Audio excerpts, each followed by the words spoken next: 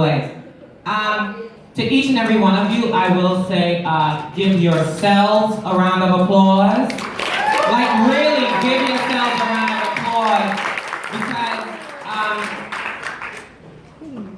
I am you. You are me. We may not have the same experiences, but sometimes we go through the same circumstances. And in life, the one thing that I have learned is that when you stand in front of a mirror and you can look in that mirror and you can say to yourself, I love you. And it doesn't matter what anyone else says to you, as long as you can say, I love you, you can think that you, and this is what society tells you. I don't believe in those categories of ugly. I don't believe in those categories of beautiful.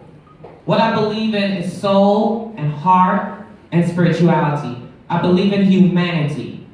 And in believing in humanity, you have to learn to love each other. You have to learn to allow each other to be who they are, as long as you're not bringing harm to any other individual. That is what life is about. Being on strut, and I'm going to be really, really honest with a lot of you.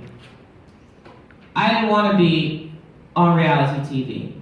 Because first of all, I don't want to be famous and broke. Thank you. They think it's so easy. And for me, doing strut meant that I got to show people the reality, one of the realities, not the reality, but one of the realities of what it is to be transgender. Just like men, just like cisgender men, just like cisgender women. You have some that are sophisticated, you have some that are working 9 to 5, you have some that are on a pole, you have we come in all different shapes, sizes, we come with all different types of mindsets, we come with different experiences, and I believe that our society needs to learn how to learn from each other. You know, because you're black, right, does not mean that you cannot learn from the Caucasian culture. Because you may not make $100,000 a year, does not mean that you can't learn how to make it. But if you live in a space where you constantly allow others to tell you that your existence should not be, you'll never be able to rise above it. You must learn to look in that mirror and accept you. You must also learn to shut people out of your bedrooms. That is extremely important, because a lot of the things that happen, a lot of policies that are made from the imaginations of others. When you see two gay men walking down the street, the first thing that comes to mind is what you believe they're doing in their bedrooms. You are not looking at the fact that these two men could be councilmen, they could be congressmen, they could be teachers. We go straight to the bedrooms to define ourselves. What you do in your bedroom is your own personal business. What you contribute to society helps in our evolution. I have come to the conclusion that yes, the world is ending. It's ending as most of them designed. Because we are now becoming gender fluid. We're now allowing women to believe that they can be anything and they're not just baby makers and bleeders. Woo! We're now believing and understanding that you can express. Why can't a boy express himself as a female, as an accolade to his mother?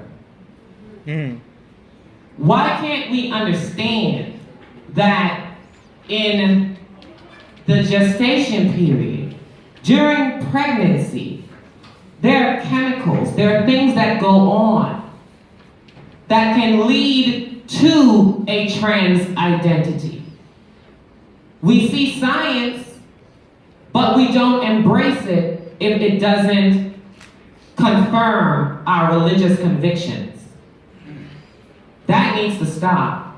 Science and religion can go hand in hand. Believe you me, because I do believe in God, because I stand in front of you right now without having a green card for 25 years, without having a job. I was able to survive in the United States of America. I almost got deported. I still stayed here, was brought back to the U.S., and I made it. Yes. Woo! Yes, sir. So, I don't want to be too long, but what I say to you, and I'm going to tell you this, start thinking of your fellow people as brothers and sisters. We're fighting hard to define, not to define, but to break those gender barriers. And on Monday, the National Geographic Channel is doing Gender Revolution. And this is something, I was with Katie Couric at the screening, and I will tell you all, tune in.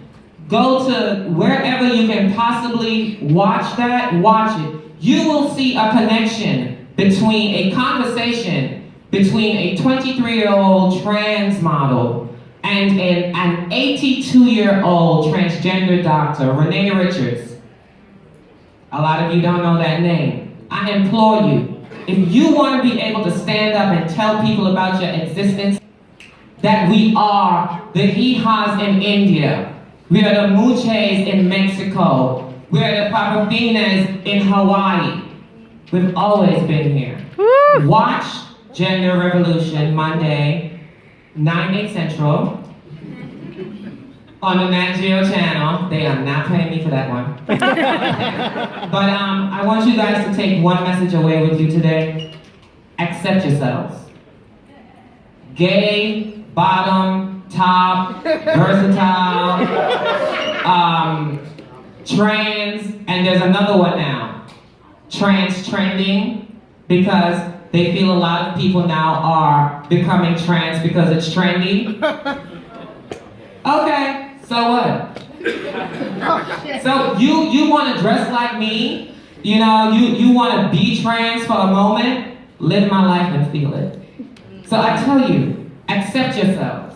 Accept that we are different, but we are equal. And I'm not paying cricket for that one. Okay. Any questions you may have? Anyone who wants to add?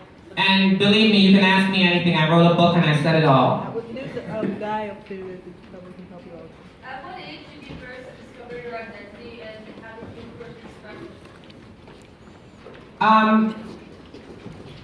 Actually, I didn't have to express it, I had to suppress it. I was about 4 or 5. And everyone kept saying to me, you're a boy, act like one. So I had to suppress it. But when I turned 18, because I'm Caribbean and your parents control you until you're 75 or they die, I left home. And I realized that being transgender was something. And so I decided to take my time, and of course I went through what a lot of people don't comprehend. We go through stages. So first you think you're gay, then you think you're a drag queen, then you want to perform, then some of us are like, okay, you know what? The men love me, so I'm gonna do some sex work. And let me tell you something, if you know someone that does sex work, or any of you do sex work, do not feel like you are less than. Our society has pushed us into that. And what we are doing is being resilient by surviving. Because if you're gonna look at me and tell me that all these things about me and not show up and show out and be able to claim me in public, then some girls say, pay me. But whatever you do, be safe.